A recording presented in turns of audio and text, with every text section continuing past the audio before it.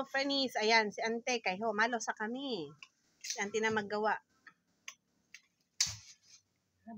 Videographer lang ako, Fernice. Hindi ako marunong gumawa.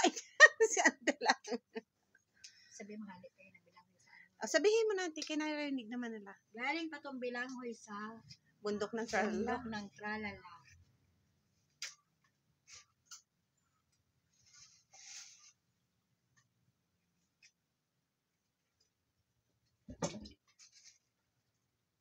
Magawa kami ng nilupak.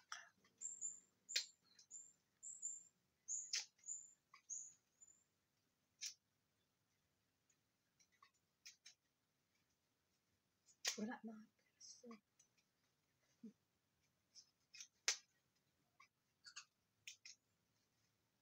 May dala kami galing Ilagadi ang Fernice na. Ayan. Kalabasa. Rokaro.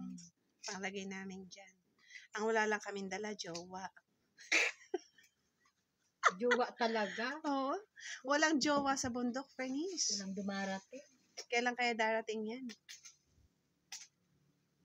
Wag na mag-react. So, wala naman i-react. Wag na mag-react, Fernice.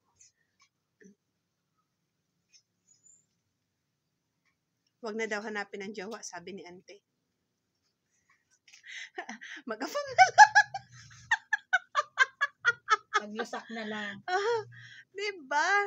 Yung mga jowa na yan, sakit sa ulo. Sorry po. Tao lang.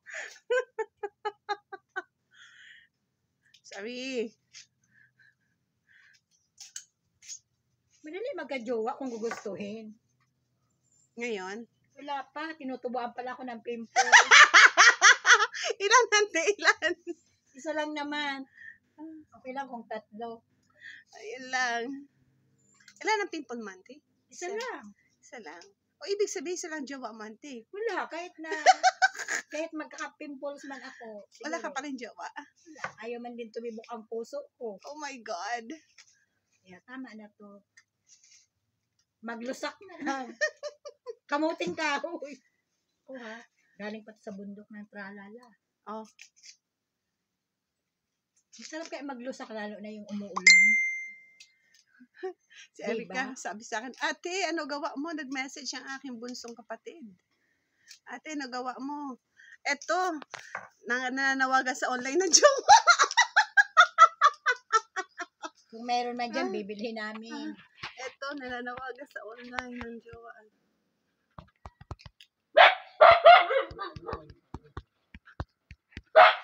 May dala kaming kamuting kahoy, may dala kaming buko.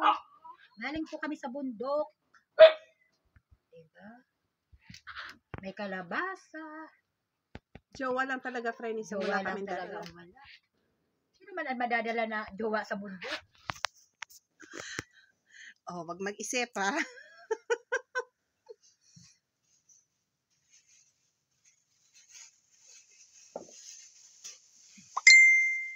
Sabi sa akin, Erika, nako, di na uso yan, ate, ha? Malay mo naman. Malay mo naman, Nagme-message kayo, no? Bulag lang.